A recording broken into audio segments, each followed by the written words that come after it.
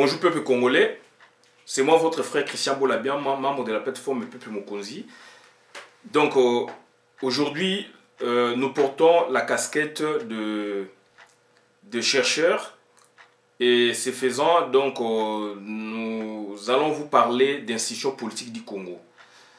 La fois passée, on a vu donc la première partie intitulée les explorations, puisque nous les avons réparties en 5 ou 6 parties. Aujourd'hui, on en est à 5, puisqu'on a essayé un peu de regrouper certaines institutions donc, en une seule, ou certaines parties en une seule, avant, et puis après, nous les avons étendues. Donc, c'est-à-dire, la fois passée, nous avons parlé d'institutions politiques du Congo,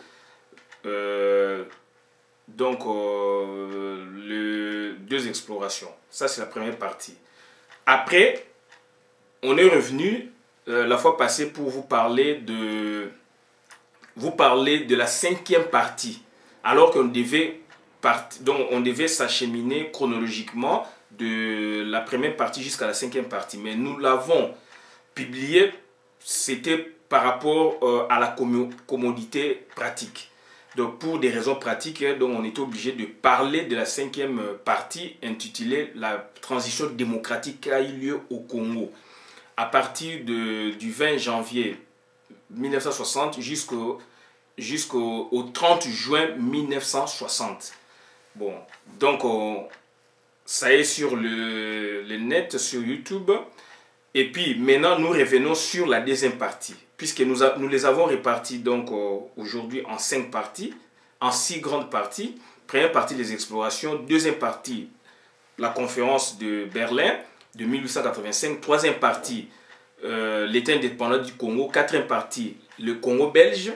5e partie, la première transition démocratique dont je viens de vous parler. Et 6e partie, le Congo indépendant avec différentes phases, dont différentes républiques, dont une transition en 90 jusqu'en 2006. Donc voilà un peu ce que nous avons déjà annoncé. Et nous revenons sur la définition aujourd'hui d'institution politique, puisque ça prête à confusion. Et qu'entendre par institution politique? Institution politique, institution d'abord, ce sont des choses que l'homme à créer par rapport à la volonté divine. Mais maintenant, est-ce que nous allons nous focaliser sur ce que l'homme a fait généralement ou sur ce que l'homme a fait et entré, n'est-ce pas, à la politique de son pays? Et je pense aussi que toutes les institutions ont trait à la politique d'un pays à un moment donné et dans un temps donné. Donc aujourd'hui, nous revenons sur ces notions très capitales pour saisir toutes les parties que nous allons, n'est-ce pas, développer bien après. Qu'entendre par institution politique? Institution politique, comme j'ai dit, c'est ce que l'homme a fait. Mais maintenant, nous allons nous attarder sur la différence entre l'institution politique, l'institution administrative et l'institution judiciaire. La différence entre l'institution politique et administrative, c'est que les institutions politiques, ce sont telles qui donnent des grandes orientations du pays. Ce sont telles qui donnent la marche à suivre du pays. Et les institutions administratives ou l'administratif, donc ce sont des institutions, n'est-ce pas, qui appliquent les orientations des institutions politiques. Donc les institutions administratives les appliquent au niveau pratique jusque donc à les appliquer aux citoyens, au peuple d'un pays. Donc ils ont quand même une zone commune dans le sens que, prenons l'exemple de grands fonctionnaires, de grands corps de l'État. Donc ils sont à la fois institutions politiques et institutions administratives. Donc ils sont politico-administratifs. Prenons par exemple le secrétaire général d'un département, d'un ministère. Il est politico-administratif. Et on a vu, raison pour laquelle on revient sur ces notions, puisqu'on a vu sous Mobutu, en 92-13 par là, quand il avait destitué Tshisekedi de ses fonctions en tant que Premier ministre ici à la conférence nationale souveraine, il avait destitué et qu'il avait mis en place un gouvernement des secrétaires généraux. Donc ils sont entre les deux. Donc ça c'est la première, ça c'est la différence. Et maintenant, on va faire la différence entre les institutions politiques des institutions judiciaires. Les institutions judiciaires, ce sont des institutions qui permettent, n'est-ce pas, aux tribunaux d'interpréter les lois, les violations des lois, des règlements, des règles du pays. Et ces institutions-là, ces institutions ont pour objet d'appliquer les lois en cas de conflit sur leur interprétation ou de violation des dispositions qualifiant certains actes de crimes, délits ou autres infractions. Ces institutions ont une importance politique extrême, notamment donc les institutions judiciaires. Elles ont une importance politique parce qu'elles jouent un rôle capital dans la protection de l'État. Ça, c'est les institutions judiciaires. Donc, notre position maintenant, au vu des trois institutions devant nous, qu'allons-nous faire? Quelles institutions allons-nous appliquer? Est-ce que allons-nous appliquer des institutions qui ne sont pas politiques, qui ne sont pas administratives, qui ne sont pas judiciaires? Donc, tout court, toutes les institutions que l'homme a créées, où on va prendre celles vraiment et entrer, n'est-ce pas, à la bonne marche de l'État. Ça, c'est une question. Et maintenant, quelle est notre position? Notre position, c'est que nous allons appliquer toutes sortes d'institutions dans nos développements. Parce que avant la création de l'État indépendant du Congo, donc on a vu Stanley, n'est-ce pas, parcouru le pays du nord au sud. Et il avait créé déjà des institutions. Là où il a vu des chefs traditionnels appliquer leurs lois par rapport à leur entité territoriale décentralisée, entre guillemets, lui il venait, n'est-ce pas, il mettait à ses côtés un autre représentant donc, de l'État. C'était des institutions, comme je peux les qualifier, des pré-étatiques. Donc nous allons en parler. Et ces institutions, ils ont donc l'institution fonctionnaire de l'État, donc fonctionnaire de l'Agence internationale africaine créée par le roi Léopold II, dont j'ai cité son représentant Stanley. Quand il a créé, il créait des postes militaires et missionnaires. Donc, il jouait déjà le rôle de représentant de l'État, entre guillemets. Donc, raison pour laquelle je parle des institutions pré-étatiques. Donc, c'est très important. Et en ce moment-là, même quand on a été à la conférence de Berlin, donc, on a vu comment on a institué, donc, c'est-à-dire, on a créé d'autres institutions qui, à l'époque, avaient de l'importance, mais par après, donc, ces institutions ont été remplacées petit à petit par d'autres institutions où elles ont changé de nature. Donc, on verra ça. Et quelle est ma position ou notre position? Donc, nous, on parlera de toutes ces institutions. Parce que c'est très capital. Maintenant, aujourd'hui, nous allons parler de la deuxième partie intitulée la conférence de Berlin. La conférence de Berlin, cette conférence a commencé en 1884 et s'est achevée en 1885. Et on parle de la conférence de Berlin. Depuis l'école primaire, tout Africain, en apprenant, n'est-ce pas, le cours de l'histoire, donc il est obligé, n'est-ce pas, de connaître ou de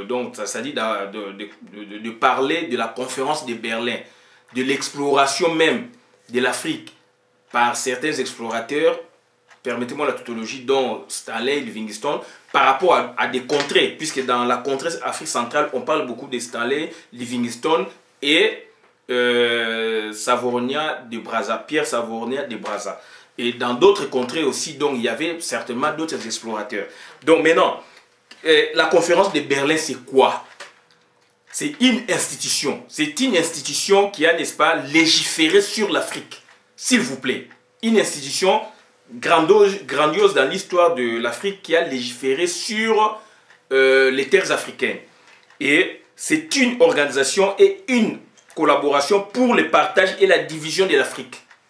Cette conférence commença le 15 novembre 1884 et finit le 26 février 1885 à l'initiative du Portugal et organisée par Bismarck et 14 pays. La conférence tenue sans les représentants africains. Donc voilà un peu, de façon un peu abrégée, la définition de la conférence, de la conférence de Berlin de 1885. Et nous allons voir sur le plan historique, sociologique, géographique, je pense que vous connaissez déjà. Sur le plan historique, c'est très important, et sociologique. Donc, sur le plan historique, l'Afrique a longtemps désigné la seule partie nord dans la Méditerranée de l'Afrique. Donc l'Afrique a longtemps désigné la seule partie nord dans la Méditerranée de l'Afrique. Le reste s'appelait Éthiopie. Le reste s'appelait Éthiopie. Et j'ai beaucoup aimé le prophète Mukungubila quand il fait ses vidéos concernant l'Afrique, concernant, n'est-ce pas, la conquête et la domination de l'Afrique de 1885 jusqu'à aujourd'hui. Il a parlé aussi de ça. Et j'avais demandé à Dixie, donc un membre de l'église Mukungubila, donc un membre vraiment attaché, n'est-ce pas, à la prophétie du prophète Mukungubila. Je lui avais dit, il est ici à Paris, je lui avais dit de m'envoyer une carte. Mais je paye la carte d'Afrique où il y a la partie nord, donc le Maghreb, enfin, la carte ancienne de 1500, donc où il y avait bien dessiné la partie nord et la partie d'en bas, où l'Afrique subsaharienne s'était vraiment appelée l'Éthiopie.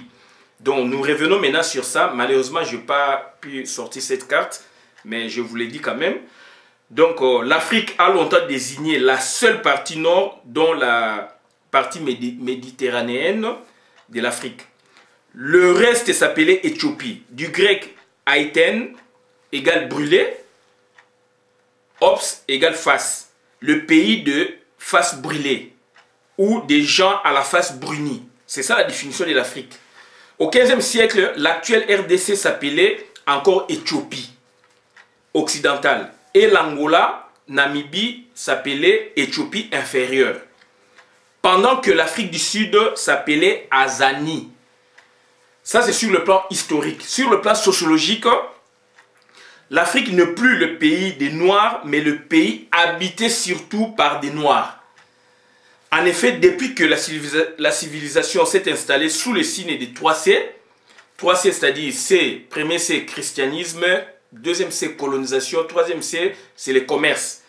Donc, sous le signe des 3C, colonisation, christianisme, commercialisation, commerce, l'Afrique est la rencontre de toutes les races. De l'Afrique, sociologiquement, à partir de 1885, quand on a partagé l'Afrique, l'Afrique appartient à tout le monde. Voilà. Donc à toutes les races. Quel a été l'objet de la conférence de Berlin? Elle a pour objet le partage et la division de l'Afrique. Partage et de la division pacifique de l'Afrique, puisqu'il y avait des litiges anciens. Par exemple, l'Angola déjà avait conquis les côtes africaines déjà et certains territoires vraiment entièrement, donc déjà vers 1500. Et vous savez, donc Diego Cao, un Portugais, il avait aussi découvert la mouchure du Congo déjà en 1482 par là. Donc ça dit dans le 15e siècle. Donc tout ça déjà il faut bien comprendre. Donc l'objet a été, n'est-ce pas, de traiter pacifiquement les litiges qui existaient entre les anciens occupants et les nouveaux occupants. On verra ça bien après. Quelle a été la position adoptée par la Belgique avant la tenue de la conférence en cas d'échec de la colonisation? En cas d'échec, la Belgique allait accorder une préférence à la France pour racheter ses terres congolaises. C'est un droit de préemption. Celui-ci est un droit légal ou contractuel accordé à des personnes privées ou public d'acquérir un bien par priorité à toute autre personne, et c'est lorsque le propriétaire manifeste sa volonté de le vendre. Ces droits stipulent qu'en cas d'échec de la colonisation belge au Congo, ce territoire devra échoir en priorité à la France, réclamé en février 1960 d'ailleurs. Il sera à l'origine d'un incident diplomatique entre Paris et Bruxelles en 60. Pourquoi ces droits de préemption pour la France? 3 motifs controversés se présentent devant nous, en marge de la conférence de Berlin qui sera tenue en novembre 1884. Nous avons 1. Le 26 février 1884, un traité habilement obtenu de l'Angleterre par la diplomatie portugaise faillit tout compromettre en échange de certains privilèges économiques. L'Angleterre reconnaissait la souveraineté du Portugal sur le littoral et sur les 2 rives du Bas-Congo jusqu'à Noki. Il y a Nyoki dans le Bandundu et Noki dans le Bas-Congo, vers Matadi. C'était privé les territoires de l'association de toute communication avec l'océan par l'estuaire du Congo. Donc, le 26 février 1885, déjà, il y avait un traité entre le Portugal et l'Angleterre. Et vous verrez par après, donc ça dit l'Angleterre a reconnu les droits acquis du Portugal sur le littoral, à l'endroit où le roi Léopold II avait conquis aussi les mêmes terres par le canal de Henri Morton Stanley. Et après, vous verrez que les États-Unis avaient reconnu maintenant la Belgique comme propriétaire. Et d'où il y a eu conflit, trouble des jouissances, comme on dit, puisque moi je suis juriste et civiliste. Donc notre spécialisation, c'est le foncier, c'est la terre. Donc il y a eu en quelque sorte une sorte de trouble des jouissances. D'où maintenant, ils ont porté le problème, n'est-ce pas, au niveau de la communauté internationale, cette fois-là, regroupant 14 pays, nous les verrons, et ces 14 pays-là étaient réunis, donc sous l'autorité, sous la direction de Bismarck, voilà, pour, n'est-ce pas, traiter de ces problèmes. Et néanmoins, ils en ont profité pour traiter le problème de toute l'Afrique. Mais à la base, c'était le Portugal qui avait demandé cette convocation. Donc, le 26 avril 1884, le gouvernement des États-Unis d'Amérique reconnut la souveraineté de l'Association internationale pour l'Afrique, AIA, donc de Léopold II, dont Stanley est secrétaire, sur ces prises de position et l'occupation effective, à cause des négociations diplomatiques qui avaient marché. 3.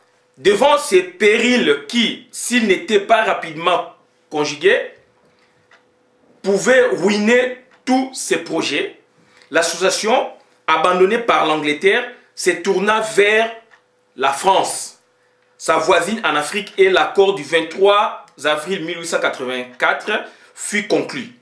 Le gouvernement de la République française s'engagea à respecter les stations et territoires libres de l'association et à ne pas mettre obstacle à l'exercice de ses droits.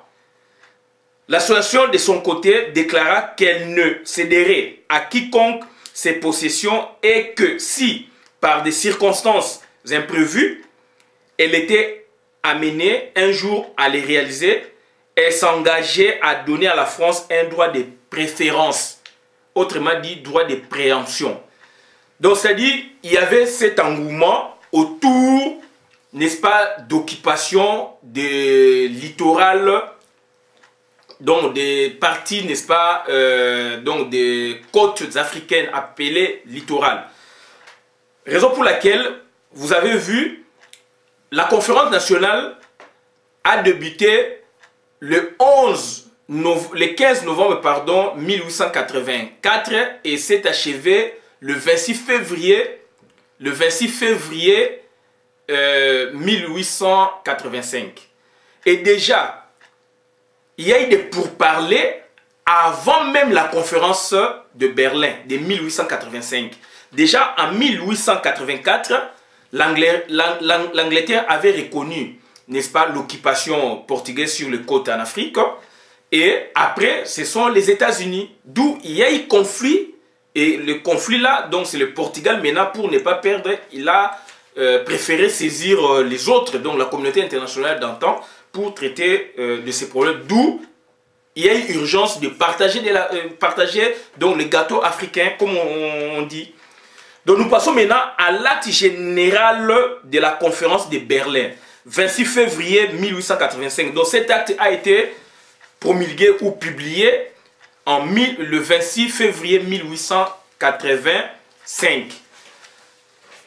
Donc je vous prie d'aller sur internet, de taper acte général de la conférence de Berlin de 1885, vous le verrez, ou vous tapez donc sur le grand traité politique, acte général de la conférence de Berlin de 1985, et vous aurez tout ça. C'est ça l'acte. C'est ça l'acte. Donc on fait des recherches pour vous, pour donner au peuple congolais ce dont il a besoin, puisque donc on ne doit pas parler dans le vide. Donc on a l'acte, donc on a le traité comportant 38 articles, et voilà, donc je vais maintenant vous en parler. L'acte général de la conférence de Berlin, c'est quoi? C'est un ensemble de traités internationaux, qui ont pacifié certains pays d'Europe et d'Amérique en conflit, lesquels concernant la liberté commerciale internationale, la navigation, les droits des gens, la neutralité du territoire suite à une guerre et des règles uniformes relatives aux occupations. Ces traités internationaux sont une copie certifiée conforme sur l'Afrique, précisément dans le bassin du Congo et dans le fleuve du Niger. Donc c'est-à-dire, quand ils ont, puisqu'il y a eu études déjà précédemment faites par les explorateurs, puisque la plupart des explorateurs c'était des érudits, des scientifiques, puisque Stanley était aussi, il avait son escorte, il avait des gens, des savants qui étaient autour de lui, surtout à la deuxième exploration, première comme à la deuxième, je ne peux pas m'égourer, donc à la première comme à la deuxième exploration, il était accompagné des gens, des savants, des géographes, des philosophes, des gens vraiment érudits, et ce sont ces gens-là qui ont fait du travail aussi.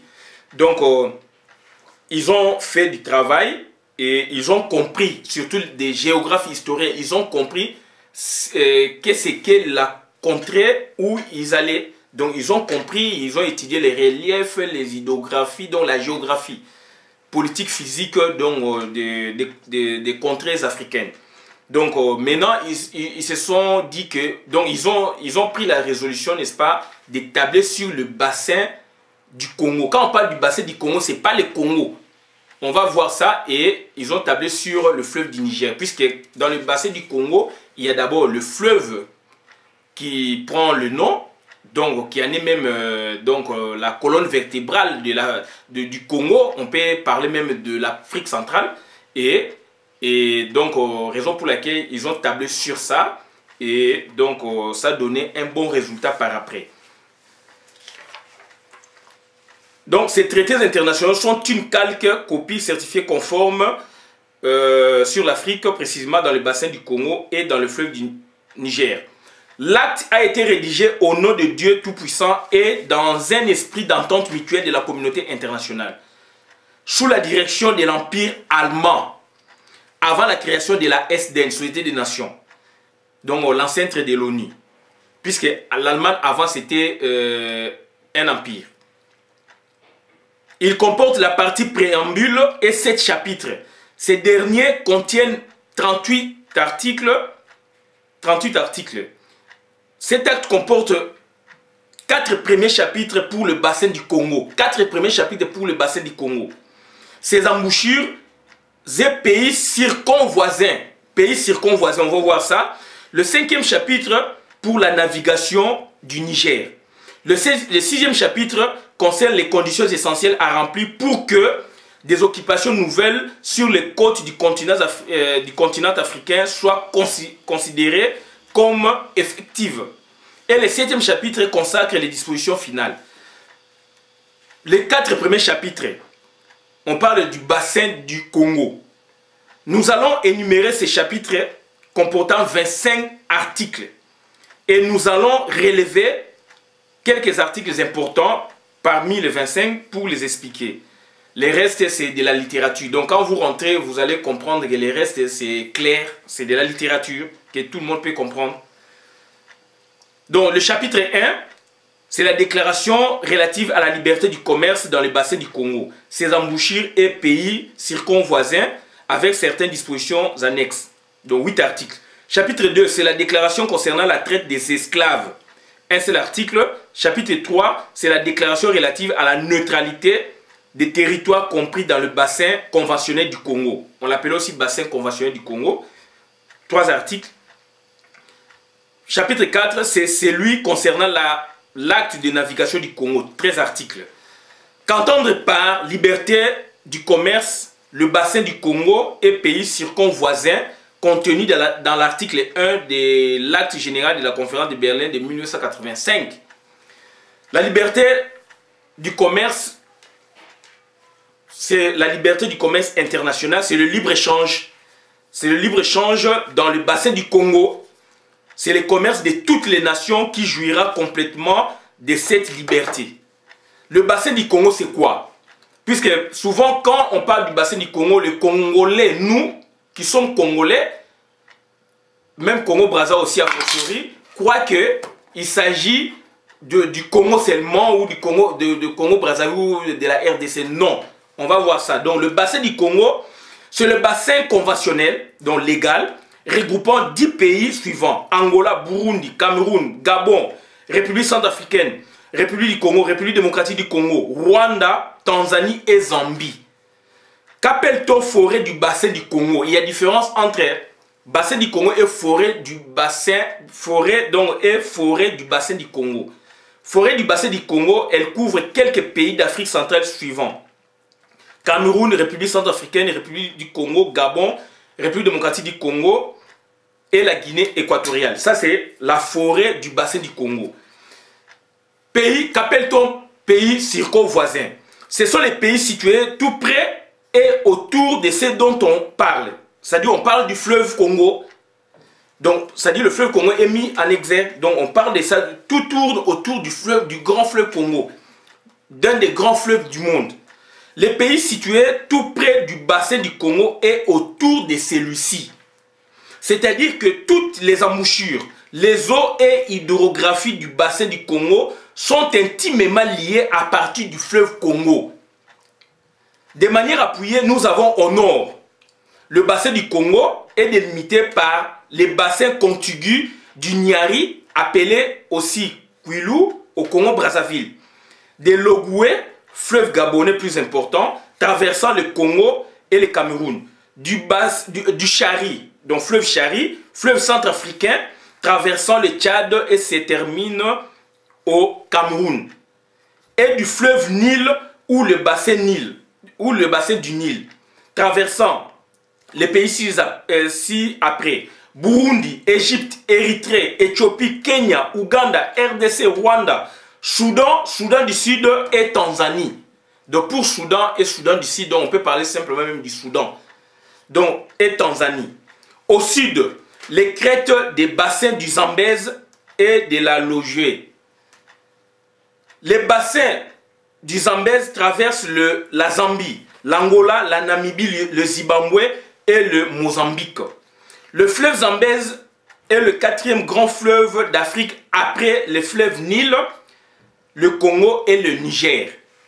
À l'est, donc de manière appuyée, nous vous parlons, n'est-ce pas, des 4 coins cardinaux de l'Afrique et de certaines parties aussi.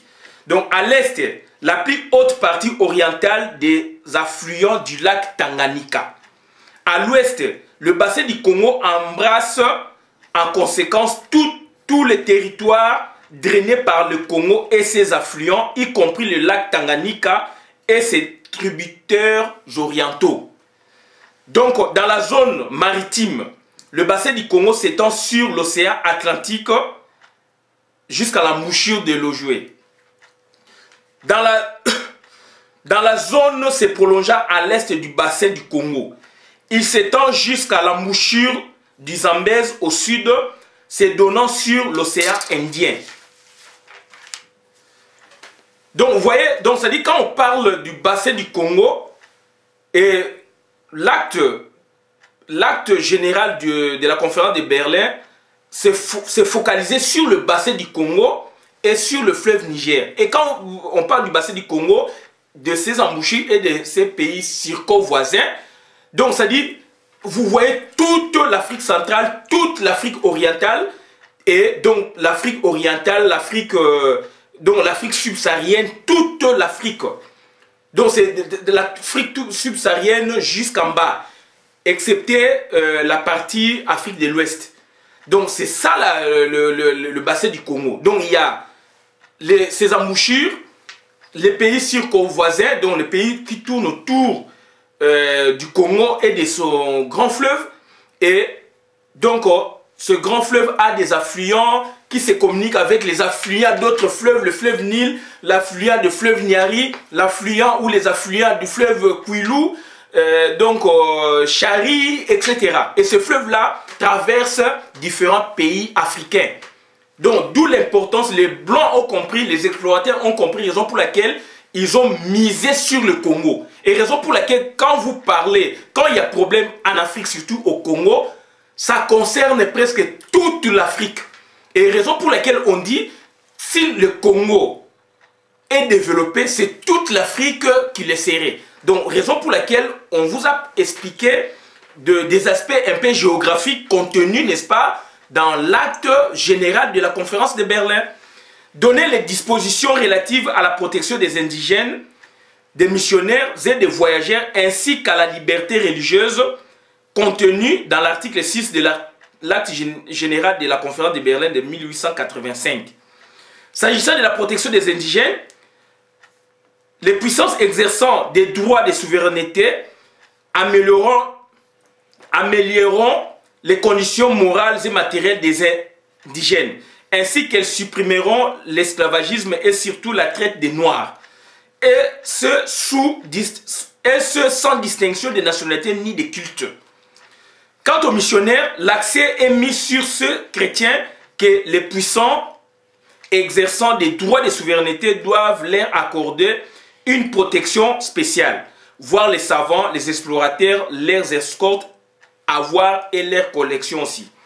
Puisque quand ils venaient, ils avaient l'argent, ils avaient des avoirs en nature comme en espèces, et puis il y avait des collections, ils étaient entourés de savants, etc., pour écrire, pour dessiner, etc. Concernant la protection des voyageurs, il s'agit de la protection des voyageurs de toutes les nationalités dans l'ensemble du territoire national, ainsi que de leurs biens. Par là, elle insinue la liberté de circulation qui doit être garantie par les puissances exerçant des droits de souveraineté. Concernant la liberté religieuse, l'acte général de la conférence de Berlin évoque implicitement la laïcité, avant sa légifération en France en 1901. Il dit dans son alinéa 3 ceci: le libre et public exercice de tous les cultes, cela suppose déjà donc la laïcité. Donc c'est-à-dire l'acceptation de toutes les religions ou de tous les cultes. Les droits d'ériger, cela s'entend aussi en termes de droit d'ériger des édifices religieux et d'organiser des missions appartenant à tous les cultes qui ne seront soumis à aucune restriction, ni entrave, ni obstacle. Pourquoi le supralégislateur, communauté internationale, insista beaucoup sur cela? Parce que les puissances exerçant des droits de souveraineté ont une mission civilisatrice sur l'Afrique. Cela doit se passer par la construction d'édifices religieux, dont notamment des églises pour évangéliser les Africains et autres. Des fermes chapelles pour leur apprendre des métiers, des lazarets et léproseries pour leur apporter des soins médicaux et pharmaceutiques. C'est ça, organiser des missions appartenant à tous les cultes ou leurs équivalents. Et ces missions ne souffriront d'aucun obstacle ni elles ne seront prohibées. Mais pour votre information, nous verrons dans l'État indépendant du Congo, dans la partie propriété privée, comment le roi Léopold II les avait interdites aux protestants. Donc, avait interdit, n'est-ce pas, l'église protestante, n'est-ce pas, donc devrait comme ils se sont dit, ils se sont entendus déjà à la conférence de Berlin. Après, donc, quand l'État est devenu, la partie Congo est devenue État indépendant du Congo, il y avait un roi, et c'est celui-ci, dans la partie donc propriété privée, donc il avait tout, il avait donné des avantages maintenant à l'église catholique qu'à l'église protestante. C'est la raison pour laquelle le conflit débute là. Si on voit aujourd'hui Monseigneur Marini se comporter comme ça vis-à-vis d'autres chrétiens et surtout vis-à-vis de l'église catholique, c'est à partir de ça. Puisque c'est l'église protestante qui était la première mission au Congo. Et après, le roi Léopold II étant catholique, il a demandé au pape, puisqu'il a compris que l'église protestante allait envahir toute son entité, tout son état. Il a demandé au pape de l'époque de lui donner l'autorisation, n'est-ce pas, d'envoyer des catholiques, quoi. Donc, le conflit débute là. Le conflit débute là. Mais pour votre information, donc, je vous ai dit déjà, donc, il a donné l'avantage aux catholiques et aux protestants. Qu'en est-il des droits de surveillance attribués à la Commission internationale du Congo, repris dans l'article 8 de l'acte général de la conférence de Berlin de 1885? Il s'agit d'appliquer le principe de la navigation du Congo à l'appui de l'article 17 du acte, chargé d'assurer l'exécution des dispositions du présent acte de navigation. Que pensez-vous de l'article 9 de l'acte de la conférence de Berlin de 1885? Cet article concerne la traite des esclaves. Qu'est-ce que signifie traite des esclaves? C'est le commerce des esclaves, trafic des esclaves. L'article concerné interdit cette pratique conformément aux droits des gens dans le bassin conventionnel du Congo. C'est-à-dire qu'aucune partie de son territoire ne pourra servir ni de marché ni de voie de transit pour la traite des esclaves, de quelque race que ce soit. Chacune de ces puissances s'y engage à employer tous les moyens en son pouvoir pour mettre fin à ces commerces et pour punir ceux qui s'en occupent. Qu'entendre par droit des gens? Ensemble des lois qui régissent les rapports des États et des peuples entre eux. Il se compose des règles d'équité d'usage généralement admis et des conventions consignées dans des traités. Les déclarations de guerre, les alliances, les traités de paix et de commerce, les négociations diplomatiques, etc. Donc c'est en quelque sorte une sorte de droits de l'homme ancien. Parlez-nous de la déclaration relative à la neutralité des territoires compris dans le bassin conventionnel du Congo, article 10 de l'acte de la conférence de Berlin de 1885. Cette déclaration est contenue dans les articles 10, 11 et 12 de l'acte de la conférence de Berlin. L'article 10 consacre la neutralité des territoires ou parties des territoires, y compris les eaux territoriales. Conditions données aux puissances qui exercent ou qui exerceront des droits de souveraineté ou protectorat sur les territoires du bassin du Congo. Vous voyez, on parle toujours des puissances qui exercent ou qui exerceront des droits de souveraineté ou de protectorat. C'est pas en vain, enfin c'est pas pour rien, puisque il y avait des entités territoriales qui étaient colonies et d'autres étaient déjà protectorats dès le début déjà à la signature même, n'est-ce pas, des traités avec les explorateurs. Donc ça dit, on verra ça. Expliquez-nous la neutralité des territoires. Il faut à cet effet évoquer le traité de Paris de 1856 qui mit fin à la guerre de Crimée. Ce traité déclare la neutralité de la mer Noire et interdit la navigation aux navires de guerre ainsi que la construction de fortifications. Donnez la signification du mot protectorat et pourquoi est-il évoqué concurremment ou simultanément avec les puissances qui exerceront des droits de souveraineté sur les territoires du bassin du Congo. Des notions découlent du terme protectorat, État protégé et État protecteur. Le protectorat en soi s'entend en termes d'un régime politique constituant l'une des formes de suggestion, de soumission à un pouvoir colonial. Donc, je me répète, le protectorat en soi s'entend en termes d'un régime politique constituant l'une des formes de suggestion. Suggestion, c'est une soumission. Donc, l'une des formes de suggestion coloniale. Il diffère de la colonisation pure et simple. On sait que les institutions existantes, y compris la nationalité, sont maintenues sur un plan formel. La puissance protectrice assumant la gestion de la diplomatie, du commerce extérieur et éventuellement de l'armée de l'État protégé. Pourquoi est-il évoqué dans l'acte général de la conférence de Berlin de 1885? Parce que la conférence de Berlin, pour partager et diviser l'Afrique, elle ne s'appuyait que sur des documents juridiques, notamment sur les contrats de cession des terres passés entre les chefs traditionnels et le représentant de l'Agence internationale africaine, donc dont le représentant Henri Morton Stallé. Le cas du royaume Congo avec cas différent de l'empire Congo, puisqu'il y avait, on parlait aussi de l'empire. Quand on parle de l'empire, c'est-à-dire il y a autant d'entités politico-administratives donc exercées par une autorité, ensemble.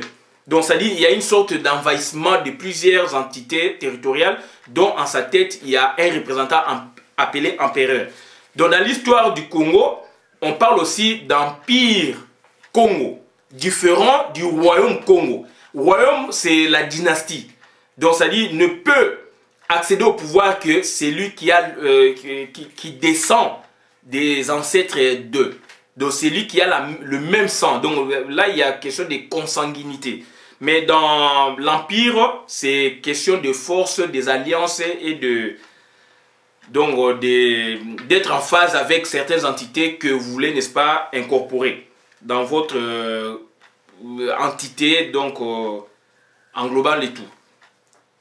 Parce que, pourquoi est-il évoqué dans l'acte général de la conférence de Berlin? Parce que la conférence de Berlin, pour partager et diviser l'Afrique, j'ai dit, ne s'appuyait que sur les documents juridiques, etc. Donc, partout dans cet acte, d'un bout à l'autre, il est stipulé bien la notion de puissance qui exerceront les droits de souveraineté ou de protectorat. D'autre côté, le cas de Cabinda en 1885 lors de la conférence de Berlin, devenu un protectorat du Portugal à la suite du traité de Simulambuco. Pour ne pas tomber dans la digression, nous allons faire une étude ou un sommaire étude concernant le Cabinda et l'Angola. Donc, ça dit pour vous dire que quand on parle de puissance qui exerce ou qui exerceront la souveraineté, on sous-entend il y a des colonies et il y a des protectorats. Donc les protectorats, c'est-à-dire il y avait des entités équivalentes, n'est-ce pas, d'un État qui, n'est-ce pas, à leur tête, il y avait des représentants, dont par exemple des chefs, qui ont signé un accord avec, par exemple, les forces étrangères, enfin, qui ont signé avec les États étrangers, dont notamment le Portugal. On verra ça. Sommaire étude sur le Cabinda et l'Angola en Afrique précoloniale avant l'arrivée des Blancs. Cabinda en Afrique précoloniale est issu des royaumes de Luango, Kakongo et Ngoyo. Il est occupé par les Portugais dès la fin du XVe siècle. Le 29 septembre 1883 est signé le traité de Chinfuma. Le Cabinda est devenu un protectorat du Portugal à la suite du traité de Simulambuco, signé le 1er février 1885 entre les princes et notables du Cabinda et la couronne portugaise. Document juridique que le Portugal présente à la conférence de Berlin pour appuyer ses prétentions sur ces territoires et que les cabinets invoquent pour défendre leurs droits à l'autodétermination. Les frontières du Cabinda ont été fixées lors de cette conférence lorsque les puissances colonisatrices européennes se sont partagées l'Afrique. D'ailleurs, les deux territoires ont eu des statuts distincts vis-à-vis du Portugal. L'Angola avait un statut de colonie, tandis que le Cabinda était un protectorat en raison du traité du 1er février 1885. Protectorat portugais. Donc, pour des raisons d'économie et de commodité administrative, en 1956, les deux territoires sont placés sous un seul et même gouverneur siégeant à Luanda. Mais le peuple cabinais ne s'est jamais soumis à la domination portugaise. Dans une perspective de libération de leur population, les cabinets se sont organisés au sein du mouvement de libération de leur enclave depuis 1963. Aujourd'hui, on parle de FLEC, d'un mouvement FLEC pour libérer le Cabinda. Après l'indépendance de l'Angola, au moment de l'indépendance de l'Angola en 1975, ce dernier, dont l'Angola annexe Manu Militari, donc l'enclave de Cabinda qui est depuis occupée par 50 000 soldats des forces armées angolaises appelées aujourd'hui les FARC. Donc on va voir maintenant les pyramides de la conférence. On va voir maintenant les pyramides de la conférence de Berlin pour vous expliquer et vous faire des remarques. On va vous expliquer. On va vous expliquer ça. Donc, c'est-à-dire, il y avait 14 pays. Il y avait 14 pays, s'il vous plaît, qui ont partagé l'Afrique. Il y avait 14 pays, s'il vous plaît, qui ont partagé l'Afrique. Donc là, maintenant, je vous explique. Donc, la pyramide est là. Donc, vous voyez, les pyramides de la conférence de Berlin. On avait la pyramide normative. Ce sont eux, les 14 pays qui ont légiféré sur l'Afrique. Il y a le Portugal, l'Allemagne, l'Autriche-Hongrie. Autriche-Hongrie, c'était un royaume. L'Allemagne, un empire. Belgique, Danemark, Empire ottoman. On verra ça. France, Grande-Bretagne, Italie, Pays-Bas, Espagne, Russie, Suède, Norvège, c'était un royaume. États-Unis.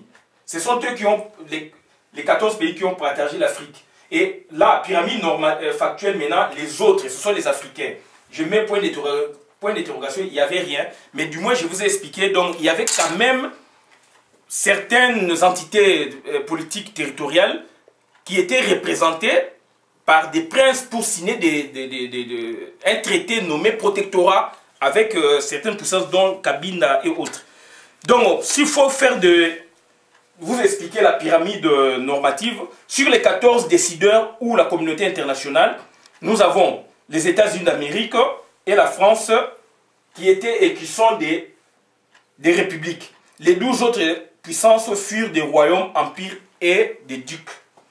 Quelle différence existe-t-il entre un royaume, un empire et un duc? Ça, j'ai expliqué. Donc, ça, j'ai expliqué. Donc, parmi les 14 pays, maintenant, parmi les 14 pays de la conférence de Berlin, 8 ont colonisé l'Afrique. Les 8 ont colonisé l'Afrique, Portugal, Allemagne, Togo. Donc, Portugal, Allemagne, l'Allemagne a colonisé Togo, Cameroun, Namibie, Rwanda, Burundi et Tanganyika même.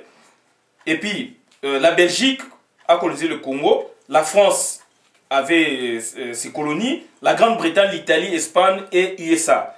ISA, on parle de la colonisation de l'ISA sur le Libéria, mais d'autres doctrines parlent de la fondation du Libéria. Donc ça, c'est les États-Unis. Donc en 1821, donc les États-Unis avaient déjà fondé le Libéria ou colonisé le Libéria. Donc ça dit, ils ont renvoyé des esclaves noirs américains noirs anciens, ils étaient affranchis, donc des esclaves, des prisonniers esclaves, ils les ont reversés maintenant en Afrique pour créer le Libéria. Et ça a créé des tensions dans le Libéria ancien avec les autochtones. Quand ils sont arrivés, donc ils sont allogènes, ils avaient des autochtones, donc ça a créé des tensions. Donc voilà, ça c'est ce que les États-Unis avaient fait. Et 6 n'ont pas colonisé l'Afrique. Autriche-Hongrie, Danemark, Pays-Bas, Russie, Suède, Norvège et l'Empire ottoman. L'Empire ottoman, il a duré de 1299 à 1923. Il a laissé la place, entre autres, à la République de Turquie, qui occupe une partie de son ancien territoire, ainsi qu'à de nombreux États souvent passés sous d'autres. Après la dissolution de l'Empire ottoman, les puissances alliées sont parvenues dans les traités de Lausanne de 1923 à décider que la République de Turquie de Kemal Atatürk était identique à l'Empire. 4. Cette communauté internationale était divisée en son sein, d'un côté par la communauté d'intérêt des 14 puissants du monde et d'autre côté par celle de filiation ou de consanguinité parenté entre la Belgique, la France et l'Angleterre, et la liaison d'affaires entre la Belgique et les États-Unis. 5. Les 14 pays ont décidé de partager, diviser l'Afrique uniquement sur base des traités conclus avec les chefs indigènes africains, appelés diplomatie, où ce sont des traités, sont des actes juridiques. Pyramide factuelle sur l'Afrique. Cette partie donc où il y a point d'interrogation. Tous les Africains sont opposés à la vente de leurs terres. Aucun Africain n'avait assisté au partage et division de l'Afrique à Berlin. Les Africains avaient fait que constater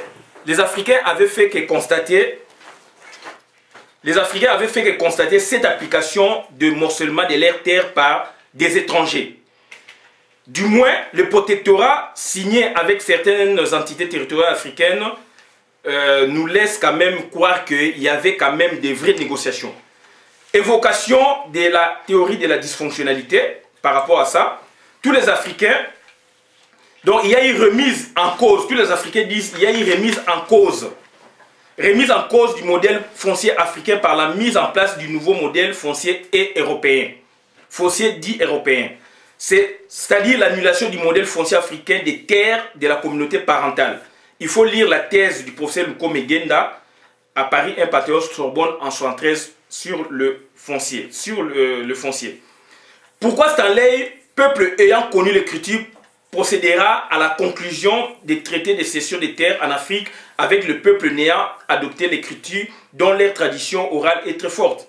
Les conférenciers de la conférence de Berlin, tous de la civilisation de l'écriture, n'auraient pas pu saisir l'occasion de remettre en cause les traités de cession des terres acquis par Stanley et autres. D'autant que les rapports d'écriture de sa compréhension et d'oralité font obstacle à l'engagement des chefs traditionnels africains. Ils l'ont partagé parce qu'ils avaient intérêt de posséder l'Afrique. Donc, il y a mauvaise foi de la part des puissances occidentales qui ont partagé et divisé l'Afrique. Donc, il y a évidence pour elles de légiférer sur le foncier africain. Et il y a désordre pour les Africains de légiférer sur les terres. C'est la désacralisation des terres africaines depuis la conférence de Berlin. Les puissances occidentales ou les Européens avaient leur projet unanime de commercer librement dans le bassin du Congo. Alors que la dite conférence ne s'occupe pas explicitement de l'effectivité des occupations anciennes et nouvelles sur les côtes du continent africain. Sur ce, la conférence de Berlin consacre d'après nous le principe du grand cadastre. Donc ils ont coupé l'Afrique, ils ont divisé l'Afrique et ils en ont donné maintenant les droits à des entités de futurs États pour morceler l'Afrique, donc c'est-à-dire introduire la propriété privée. Donc sur ce, la conférence de Berlin consacre d'après nous le principe du grand cadastre et donne le feu vert aux États ou empires futurs de répartir en lot des terres, celles d'Afrique, dont les droits acquis font preuve. Droits acquis sur les terres supposent la superficie, le bornage et la mise en valeur. Quid de la théorie des droits acquis? Sont ceux qui sont entrés dans le patrimoine d'une personne. Les problèmes se situent entre l'application de la loi nouvelle et celle ancienne. En Afrique, les terres ne circulent pas dans le circuit économique, mais elles circulent dans celui familial, clanique, lignageux. Sur ce, donc, nous avons lu les travaux du professeur Camille Kouyou où il parle de l'exo-intransmissibilité. C'est-à-dire les terres africaines, on ne vend pas les terres africaines en dehors de son clan. Même, quand bien même que vous ayez, n'est-ce pas, l'envie d'en vendre une partie ou la totalité, c'est toujours le membre du clan ou le clan, donc c'est-à-dire la famille du clan qui achète. Et cette famille ne peut pas accepter que l'autre famille vienne acheter la terre appartenant à leur clan. C'est ça l'exo-intransmissibilité des terres africaines. Ça, c'est le professeur Camille Kouyou Mouissa, dans son cours de méthode et concept d'une anthropologie, Master 2, Anthropologie du droit, Paris, 1 Panthéon Sorbonne, 2006-2007. Il a parlé de l'exo-intransmissibilité de terres africaines. Ça circule dans le clan. Donc, c'est-à-dire, tous les Africains s'opposent à la légifération coloniale sur leurs terres ancestrales, au motif qu'ils n'étaient pas partie prenante au traité de cession des terres entre les explorateurs Stanley et autres et leurs chefs traditionnels entre 1979 et 1884. Premièrement, puisque ces derniers ne sont pas propriétaires des terres. Les chefs coutumiers chefs traditionnels ne sont pas propriétaires des terres, mais simplement des autorités morales. Car en Afrique, on retire au chef l'étiquette du chef des terres, mais on lui reconnaît celle d'autorité morale. Deuxièmement, il y a eu dol. Dol, en droit, c'est un terme juridique. Ces derniers, en droit civil, est une manœuvre déloyale prise dans le but d'amener quelqu'un à conclure un contrat à des conditions désavantageuses. Le dol fait partie des vices du consentement. Donc, c'est-à-dire, pour terminer, donc, qu'est-ce que nous allons dire? Nous allons dire ceci. On a vu, Tomoni, Afrique, Ndenge Zalaki, Ndenge Bakaboliango, Lelo te parlait dans la conférence de Berlin, donc deuxième partie. Lobby te parlait dans l'État indépendant du Congo. Lobby Okuna te parlait dans Congo belge. Lobby Okuna et Goleka te parlait ce qu'on a donc na transition démocratique il y a 60. Après te parlait si qu'on a nini na État indépendant avec première république, deuxième république, etc. Donc pour vous dire que donc ils ont facilité méthode au bisoto au sala donc ils ont journalisme était. Ils ont journalisme était mais ils ont donc méthode scientifique, ils ont recherche approfondie bien que aujourd'hui nous sommes dans le journalisme citoyen où il y a internet donc voilà. On ne filtre pas des informations, mais journalisme, je ne fais pas du journalisme ici. Puisque, différence, c'est journalisme, donc on garde les sources, mais nous citons nos sources. C'est un travail scientifique. Donc, c'est-à-dire,